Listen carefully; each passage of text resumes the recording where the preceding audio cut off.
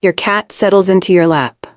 Paws start pressing, one after the other, slow, steady, almost like a heartbeat you didn't ask for. You sit there watching those small paws work, and somewhere in your mind a quiet question forms. What is actually happening right now? Most people call it cute and move on. But there is a specific reason your cat does this. And there's a reason they do it to you. By the end of this, that soft little rhythm is going to feel completely different. The first thing a newborn kitten does, before it sees, before it hears, is knead. Eyes still sealed shut, completely helpless. It presses its paws against its mother's belly to trigger milk flow, not for comfort, not for warmth, for survival. Animal behavior scientist Letitia Fanucchi from Oklahoma State University puts it simply, kneading is how kittens actually suck the milk. Every press is doing a job, but here's what makes this interesting. While that kitten nurses, something else is happening. It's surrounded by warmth, by its mother's scent, by the closest thing to safety it will ever feel. And the brain does what brains do. It locks those two things together. The pressing, the peace. So the kneading stops being about milk. It becomes the feeling itself, that blanket, your lap, your arm at 3 a.m. when you didn't ask for company. To your cat, those surfaces carry the same signal that their mother once did. Soft, warm, safe. The body remembers. Now here's what I want you to hold on to as we go through this. Adult cats that live without humans, on the streets, in colonies completely wild, they stop doing this entirely. Your cat hasn't. And what that means is something we'll come back to, because it changes everything. Number 2, they're not kneading the blanket, they're kneading you. Ever notice your cat doesn't knead just anywhere? They find spots, your lap, your chest, that one particular pillow that smells like you and nothing else will do. That's not random. In 2019, researchers at Oregon State University ran a study that turned a lot of assumptions upside down. They tested whether cats form genuine attachment bonds with their owners, the same kind studied in human infants. What they found, 65% of cats showed secure attachment to their person. Secure, the same word used for a toddler who calms down the moment their parent walks back into the room. Dr. Kristen Vitale, who led the study, said cats will need preferred people specifically, and that these behaviors, once directed at the mother, are now directed at the owner. That's not your cat being affectionate by accident. That's your cat filing you under, the one who keeps me safe. Cats who are anxious or uncertain, they need objects. Blankets, corners, surfaces that don't push back. But a cat that needs a person, that comes back to that same person, that settles completely once those paws find you, that's a cat who has decided you are home. And hey, if understanding what your cat is actually saying means something to you, hit that like button and subscribe. We help more cat owners understand what their cats are really trying to tell them. Number 3, the drool isn't gross. It's proof. Some cats don't just knead, they drool. Mouth slightly open, eyes half closed, a thin trail of saliva on your sleeve that you absolutely did not sign up for. Most people see that and make a face. But here's what's actually happening inside your cat's body. When your cat learned to nurse, their brain built a very specific sequence. Press, soft surface, warmth, milk. That sequence repeated hundreds of times. The body learns through repetition. It learns to prepare. Susan Hazel, an animal behavior scientist at the University of Adelaide, explains it as a conditioned response. A trigger fires the reflex automatically, whether milk is coming or not. Your cat's body doesn't know you're not their mother. It just knows, this surface, this warmth, this rhythm, and the old sequence begins. Paws press, saliva builds, sometimes the eyes close completely. That's not your cat being messy. That's your cat dropping so deep into safety that their nervous system reverts all the way back to day one.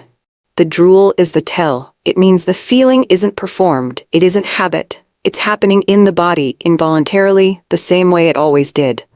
You can't fake a conditioned reflex. The drool is the proof. Number 4. Right now, they're signing their name on you. Your cat's paws are doing something you can't see. Between the toes, tucked inside those small soft pads, are scent glands. Constantly active. And every time your cat presses and lifts, those glands deposit a chemical signature onto whatever surface they're working on. Researchers at the Institute of Research of Semiochemistry in France spent years chemically mapping this exact compound, a specific mixture of fatty acids released from a cat's interdigital glands during pressing. You can't smell it, but every other cat that comes near can read it with complete clarity. It's a message, and it says mine. And here's the part people miss. Cats don't mark things they're indifferent to. They don't press their scent into objects they don't care about.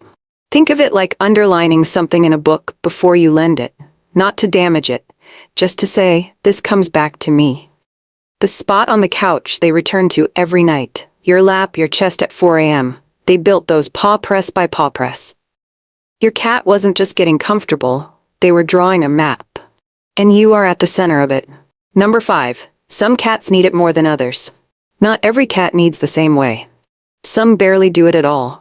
Others go deep, rhythmic, focused, sometimes for 20 minutes straight, face buried in the fabric, completely elsewhere. And there is a reason for that difference. A study published in Scientific Reports surveyed over 700 cats and found a clear pattern. Cats weaned before 8 weeks showed significantly more nursing-related behaviors as adults.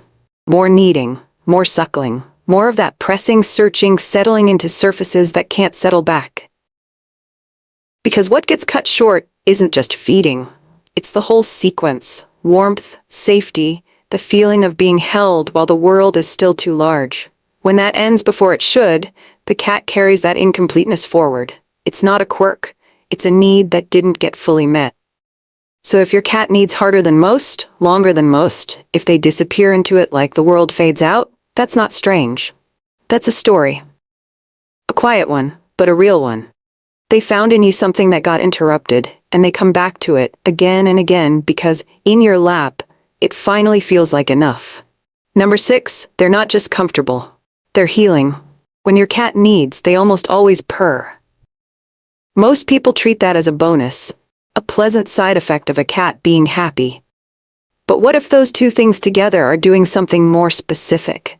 Researchers studying cat purring found they consistently produce frequencies between 25 and 50 hertz. That same frequency range is used in clinical medicine to promote bone healing, reduce inflammation, and stimulate tissue repair. This isn't poetic, it's mechanical. Sound at those specific frequencies physically changes tissue, and the kneading adds to it. Rhythmic, repetitive movement, the kind your cat sustains for long, quiet stretches, is associated in mammals with the release of dopamine and endorphins.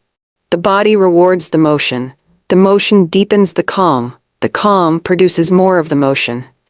That's not your cat being lazy, that's your cat running a self-maintenance system. Cats rest between 12 and 18 hours a day. That isn't excess, that's when the body does its quiet repair work. And kneading while purring during those long, still hours may be exactly how your cat keeps itself well from the inside out. You thought you were just a warm seat. Turns out you're part of the process. Number 7, feral cats never do this. Yours does. Remember earlier I said adult cats that live without humans stop doing this completely? Here's exactly what that means.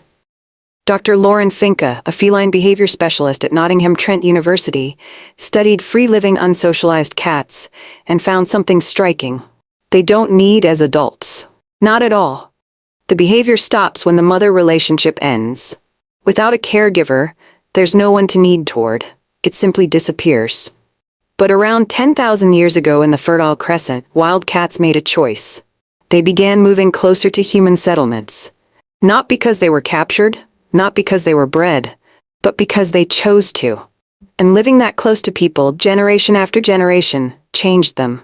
The genes that shape reward, social behavior, and trust shifted. Juvenile behaviors that wild cats leave behind, kneading among them, were preserved into adulthood. Because there was now someone to do them toward.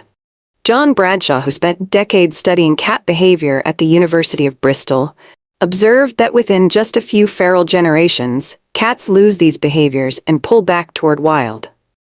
The kneading doesn't survive without the bond. Which means every time your cat finds your lap, that slow, deliberate press and lift, they are doing something feral cats cannot do. Something that requires you specifically, your presence, your warmth, your consistency. Instinct alone would have ended this years ago. Your cat is still kneading because of you, specifically, personally. 10,000 years led to this, those paws on your lap, that quiet, unhurried rhythm. It was never just kneading. It was always trust.